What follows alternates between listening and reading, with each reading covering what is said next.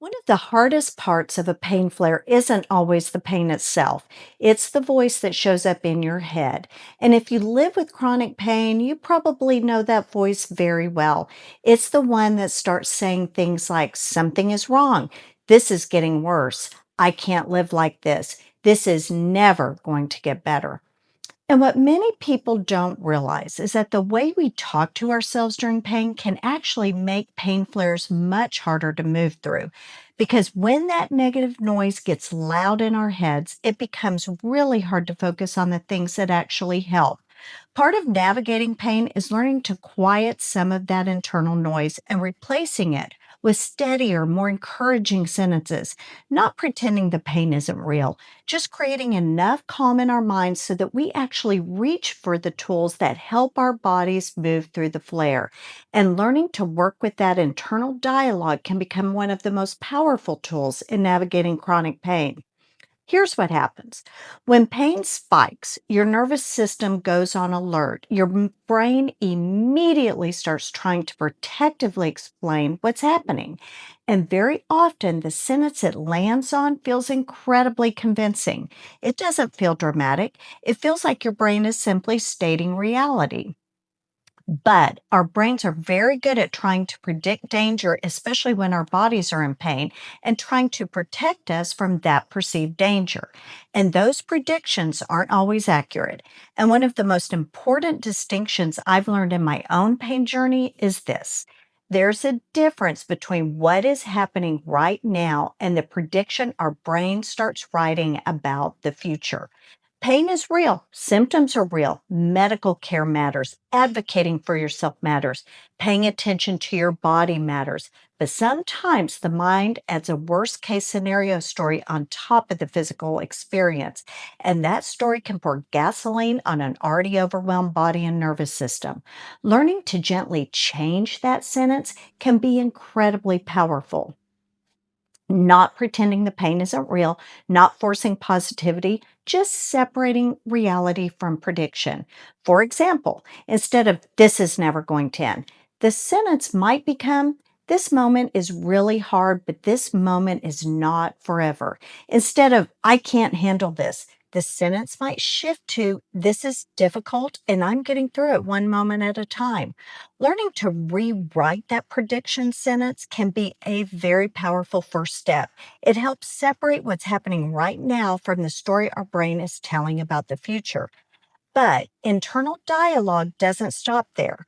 There's another layer that I think is just as important, and that's how we speak to ourselves inside the pain. Because once the pain starts and once the mind starts reacting, another voice often shows up. And that voice can sound like this. Why can't you handle this better? You should be doing more. Everyone else manages just fine. You're falling behind. That kind of self talk can quietly add another layer of suffering on top of the pain itself. Now, physical pain has some unwelcome company. Now there's pressure, judgment, shame. And over time, that voice can become so automatic that we don't even notice it anymore. And the truth is, the way we speak to ourselves during pain matters a lot because the nervous system doesn't just respond to physical signals.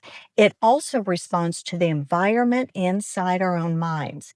If our internal dialogue is harsh, critical, or demanding, the body often stays in a constant state of stress. But when we begin to shift the way we speak to ourselves, something can soften. Instead of, why can't I handle this? The sentence might become, this is really hard right now. Instead of, I should be doing more, the sentence might become, my body is asking for something different today. Instead of, I'm falling behind, the sentence might become, I'm doing the best I can inside difficult situation. None of those sentences deny the pain. They simply remove the extra weight we often place on ourselves. And when that weight lifts, even a little bit, the nervous system can begin to settle. And over time, learning to shift that internal dialogue can become one of the most powerful tools in navigating chronic pain. This is part of what I mean when I talk about the pain rewrite, not rewriting the reality that pain exists, but rewriting the way we respond to it, including the way we speak to ourselves during it. Because the way we move through pain, especially inside our own minds, matters more than most people realize. Living with chronic pain can feel incredibly unpredictable. There are so many things we can't fully control, but the way we speak to ourselves during difficult moments is something we can slowly begin to work with. And not overnight, not perfectly, but gradually, because when the internal dialogue softens, the nervous system softens too. And when that happens, we begin to remember something important. We are not powerless inside this experience. We can build tools, tools to calm panic during flares, tools to steady the nervous system, tools to lead ourselves in difficult moments.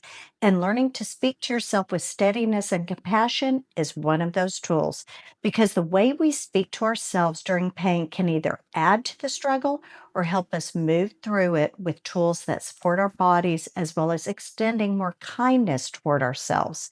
Because when that inner dialogue begins to change, the experience of moving through pain can begin to change too. And learning to shift that internal dialogue because one more tool we can add to the toolkit we're building here together. If you're living with chronic pain, you're not alone here. This space is about building real tools for navigating difficult days while still honoring the reality of what our bodies go through.